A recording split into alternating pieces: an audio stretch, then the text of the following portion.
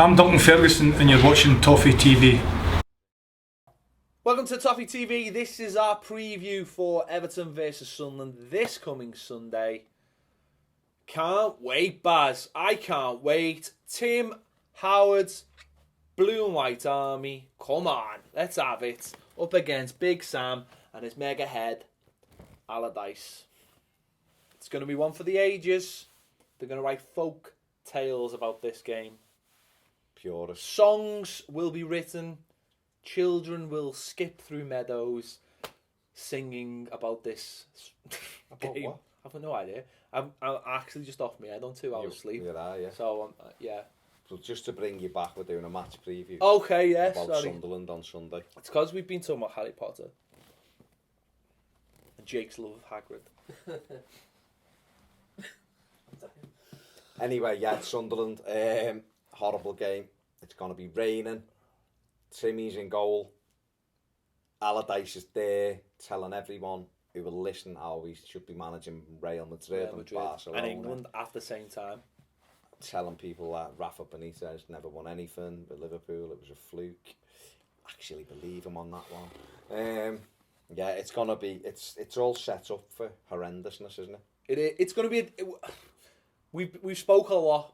We spoke about it in the Norwich video about how we don't go out and attack teams early, how the stats this season is no shots on target in the first 15 minutes. And this is a game where we've got to get out the blocks early, put them under pressure and try and get an early goal. That will change the whole tactical spectrum of this game. I don't even know where I'm going. That sounds like a James Bond film, that doesn't it? Tactical spectrum. As I say, 2 hours sleep. Because these are going to come, and you know what they're going to do. They're going to try and put 11 men behind the ball. They'll have one willing runner up front, probably be Fletcher, who, as crap as he is, has had a bit of decent form. Like, he scored a hat against Gibraltar. It might only be Gibraltar, but he still put the ball in the back of the net, scored at the weekend as well. They're going to do that, and then they're going to try and grab set pieces, and then they're just going to whip it in at Tim and say, come and save this, big boy. And it's that's how they're going to do it. And, you know, it's worked for teams before, so why not? It's not. You don't need, at the moment with Everton, you don't need a grand plan, do you? You just need to load the box and get balls in. Who do you want formulating that grand plan? Big Sam. Him or Pulis, isn't it? Yeah. The worst two you can face for that type of football. Sunderland have got some good players as well, so it's going to be... They've got some very, very bad players as well. Well, you say that, but he's going to have them in a form. He's going to have them rigid. He's going to have them organised, and therefore, you know, a few of the good players can come to the fore in that, can't they? But you look at it and think it's a game Everton have to win. You know, these were normally the whipping boys at Goodison. You just guaranteed home win. We'll leave one back-to-back games at Goodison. And until Sunday's win against Newcastle, the last game they'd won was against us at the end of last season. So they got that first win out the way, which is made up for us. Yeah. Because normally they save that for us, don't they? But it's a game we have to start well. You know, no messing about. Get straight in. Let's get some attempts at goal early on. You know, let's not start and go, let's feel our way into this first 15 minutes. I want to see us out, going a bit more direct in the first 5 or 10 minutes, getting shots away, and give the crowd something to get excited about. And not let them get comfortable into the game. We've seen that far too many times when we play teams that come to stifle us. We let them get comfortable and almost say to them, yeah, this is sound. You know, because what tends to happen, we all know Goodison Park, it's a 1:30 kick-off Sunday. We'll start slow, the crowd will settle down, get bored and go very, very quiet. We're that kind of crowd. Excite us and we'll be up for it. Get us an early goal and we'll be up for it. Play exciting football, play exciting players and we'll be up for it. You know, that's what we need to see. But if it becomes a very boring game, it'll suit Sunderland down to the ground. And as I say, if they get some set pieces, I guarantee what'll happen is they'll get Fletcher trying to back into Foons Moray. They'll be trying to get free kicks from that. They'll start whipping them in. And anything can happen from set pieces. You know, 2 seasons ago we've seen it when they beat us 1-0. You know, they get that lucky penalty. Well, it wasn't lucky. Tim Howard brings them down when he should have just let them get on with it.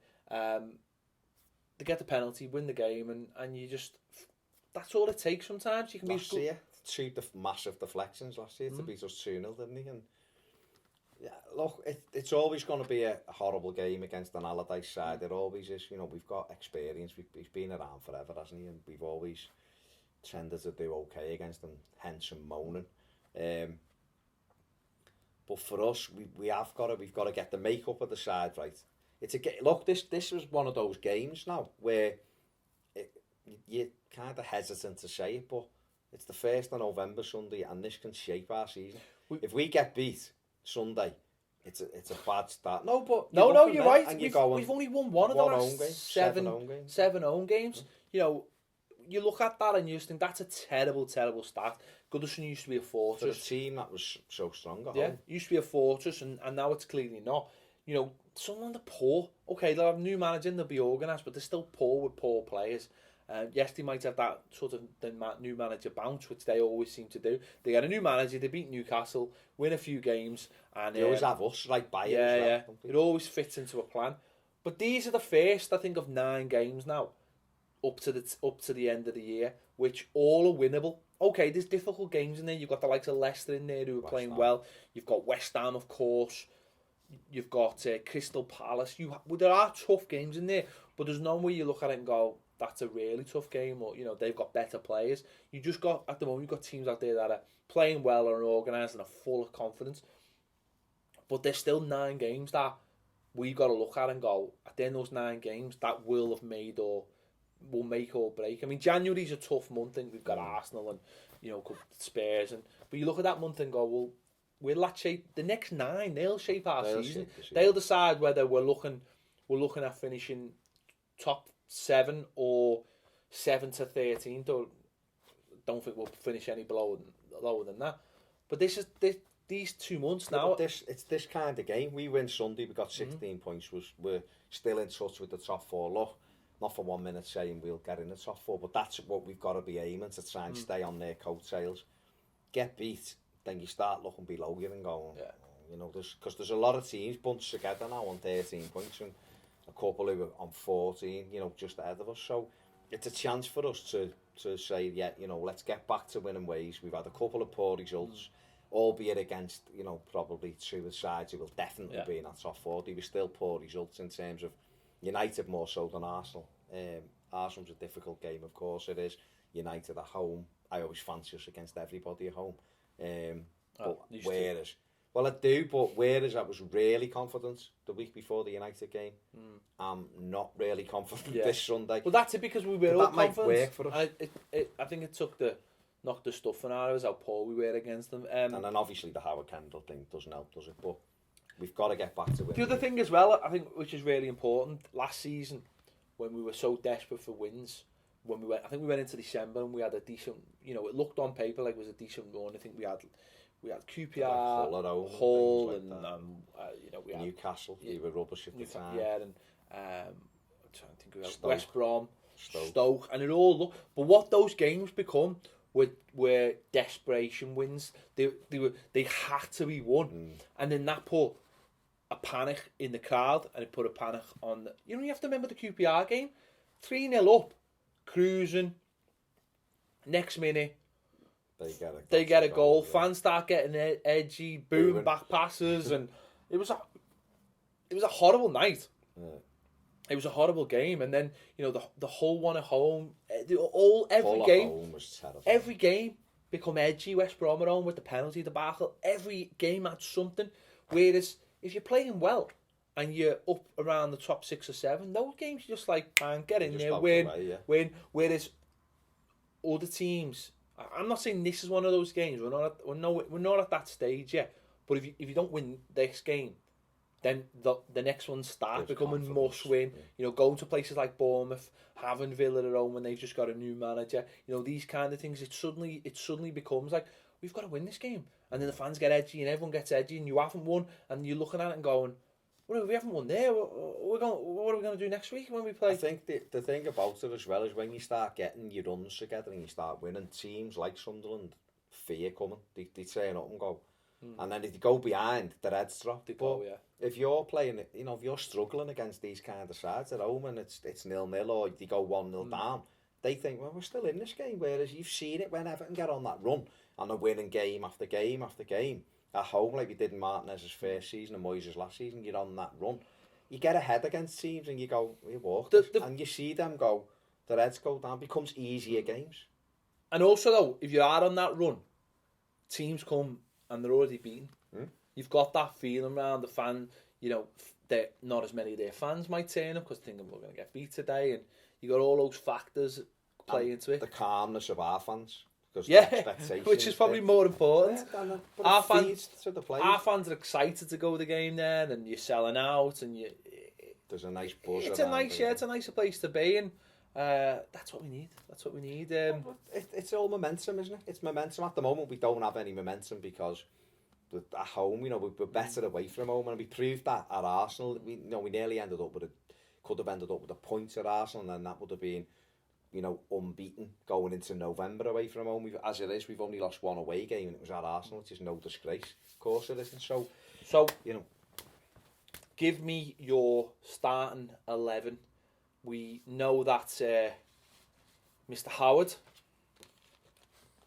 will be starting the game. I'll be back in at the weekend because I am the number one, no matter what I do. Secretary of Defence. Yeah. Anyway, he's in goal, obviously. I will play Joel, of course, I would at the moment, but it'll be Tim Howard. I think it'll be Howard. Coleman will come back in, obviously, on the right. Then Galloway will come back in on the left. The two centre-halves pick themselves, don't they? Murray and John Stones. I think John Stones. McCarthy and Gareth Barry will be in the middle. Ross will be ahead of him in a diamond. Delafeu will start down the right. And this is the problem area, and it's still a problem area. Aaron Lennon. I wouldn't. I would go with, even though he stunk the place out against Norwich, Kevin Morales. Right? And I don't think, I'm probably kind of undoing my own arguments here, because he probably doesn't deserve to start, because he's been a bit crap this year. But I just think, seen him. No, been around. But even in that game against Norwich, he set the equaliser up, didn't he? He missed two chances he should have scored. He went close with a free kick where the keeper made a good save. I think when you've got Kevin Morales... Look, I actually thought he played better when he come inside a little bit. Well, he did when he went alongside Rom. He looked more of a threat. He got in with the through ball, didn't he? The second half, he looked like he was going to get a penalty when he went in. The keeper came out and the keeper got there just a touch ahead of him. He nearly got in from a straight ball by Joel. He looked a better threat. Same with Naismith. When Naismith's in alongside Lukaku through the middle, he looks a different player. He looks like he can get in and cause you problems. But for me, the big problem at the moment is that left-hand side. It's we're not going to go on about Pienaar again, but that no one has played that role very well. So that for me is a key area. But what also I want to see is, I don't want to see Lukaku 30 yards ahead of everybody else, and we almost end up getting pushed back, so we've got 9 men behind the ball. I want to see, if we're playing with two wingers, whether that's Delafeu or Lennon or Morales, I want to see them next to Rom almost. I want to see them right up there, and that would be mine. I mean, would you, what would yours be there? We know that 8 picked themselves. But mine would be pretty much the same, because you look at it. To be honest, I think I probably will play Morales, because looking at what else is out there, I wouldn't play Barry, because I don't think we need 2 holding centre midfielders. I just simply don't think we need it. We're playing Sunderland at home, again, who are not going to do anything. We've got to start mixing up a little bit. I think I have said that. Keep the formation if you want, but drop Ross into there. I'm sure he can cope with their midfield, and play a little bit. Play someone else. Play Morales in front of them, or. But then he goes on the left. Lennon, Delafeu on the other side. Morales, Lennon, and Delafeu on the same starting line. Come on! But that's the stuff you want to see, isn't it? Of course. Dreams are made of. You'd say Kone. I'm not saying that would be my. Naismith could play in front of them. I'm not saying that would be my preferred starting line, because I would would say 4-4-2. But I'm just saying I think that will be 10 of his players, and then that left hand side, it could be anyone, couldn't it? I'd like to see Ross Leon drop in Osman on the left. No. I'd like to see Ross drop in and maybe someone like Naismith play in front of him. Further up. You know, because he can do the doggy work as I well. want him in there with Rom. I don't want him stuck out on the left. You see, the thing why you say Morales is because Morales generally does stay wide. He does come inside, I know he does, but we need someone. Morales is a good footballer, but he's a pain in the arse. Yeah. He just doesn't. He's unreliable, isn't he? He's got a temperament that doesn't work for him, because it's not one of these like angry ones that gets him going on the pitch. It's just like a stroppy one. It doesn't seem to work for anyone. Teenager, it doesn't seem to work. Because for me, when I watch Morales, he's always one tackle away from the red card. Like he proved the Swansea. You just look and think he's got a cop on. You just look at him and go, you've got all the ability in the world, but you can't put it together because you just haven't got it up there. And you look at someone like Eden Hazard, who used to be quite inconsistent himself, and then he's managed to put it all together. He's thrown draw away again this season, but when he put it all together in the last couple of years, he's looked sensational. Now, I'm not saying Morales is as good as Eden Hazard, but we've seen the ability, and when he's got it, when he's switched on, it's all there. Yeah. But he's just not switched on enough. But the left-hand side, that was a major problem, isn't it? Because I think if Baines was fit, I'd be tempted to play. Unless he plays Oviedo. I think Oviedo isn't a bad shout for playing left midfield, because I think when he doesn't... Last night, second half against Norwich, he didn't have the defensive responsibilities because he was playing wing-back, and he looked so much better. Yeah. He didn't have to worry about defending. I think the thing is, for me, if he could... I still believe the best balanced side I've seen Everton have was Moyes' last season. He just didn't have the players we've got now. I think if Moyes had the players we've got now in that last, we'd have done some damage. But when we had a left side and a right side, and then we had the split striker, and I think that could work for Martinez. I think if he just mixed it up sometimes, and we got a left side of footballer, a right winger, and then that's when Barry could drop out, and you could have McCarthy alongside Ross Barkley, or Ross comes out and you leave Barry and McCarthy as the two. But I think Barkley and McCarthy have got the legs. I know Ross isn't great. The thing with Ross is his discipline for the position, but he may get that if he has to have it. I think at the moment he's still a bit like, you know what, I don't really have to do that. I don't have to run that there. That's not my role. Whereas I think if he had to do that, and I think that would make him a much better all-round footballer as well. You have to look at someone like Gerrard. Gerrard wasn't a one-trick pony. He wasn't all about going forward. He defended, he could put his foot in, he could tackle, he could do everything. That's what made him such a good footballer. But you say to McCarthy, you just protect the back four. Protect the back four, you sit where Barry does, let Ross go on with the ball. Ross can take the ball through. Then he's got a right winger to aim for, he's got a left side of midfield player to aim for, he's got someone ahead of him. Well, two people ahead of him. This is what makes me laugh about this, having two in there. You know, I know it's silly that this role was created, this Makelele role in the first place, because midfielders used to be midfielders, used to be able to do everything. But then this sort of holding midfielder was created. Makelele, Carsley was amazing at it. He wasn't the greatest footballer in the world. And you think, really, you know, McCarthy should have more ability than he has and should be able to do it more because he can get around the pitch more. I don't know if he reads the game as well as Carsley did. That's probably why he was so good at it. But you think only one player has to actually sit in front of that back four and just do that one job. And we said on one of our other videos, that for me is actually what's letting McCarthy down, having too many roles to fill. Let him be brilliant at one role. Look, he's never gonna run on past the striker. He doesn't want to though, does he? He's never gonna shoot. He had one last night. Against Norwich, he rolled it down his chest edge of the box, and it took so long for him to get it to position, but he was almost going, let me just line this shot up, and they ended up passing it wide because he's not got that kind of skill. So, you know, I'd let him get on with the job. I think things could happen. I think there's changes to be made. Changes cleverly coming back could be instrumental in those changes as well. It's not grim. It's not like we're bottom of the league, you know what I mean? We've got to... What I'm saying is this game can be pivotal, because if we win this, we're right back in with the mix, and then we can almost go. And then if you look at the next games and you go, we're in here. But you almost go to that United and Arsenal game, like they're done now, they're blips, get them out the way, and now we go for this next section. We'll only know how good the start is by how good the next 9 games are. You know, we can pick 5 wins up, couple of draws in those 7 out of the next 9, that puts us in a really, really strong position and coming into Christmas, because we'll be in touch with everything. Definitely. Let us know your comments below. Give us a big thumbs up on this video if you like it. If you don't like it, don't do anything. Don't forget to subscribe up here if you haven't already. Join us on Twitter as well. It's at Toffee TV1. Go there and see what our daily ramblings about. Today it's about some fella who's making a ball float. Amazingly. I don't know how he's done it. Tell us if you know. Thanks for watching. We'll be back soon on Toffee TV. See you then.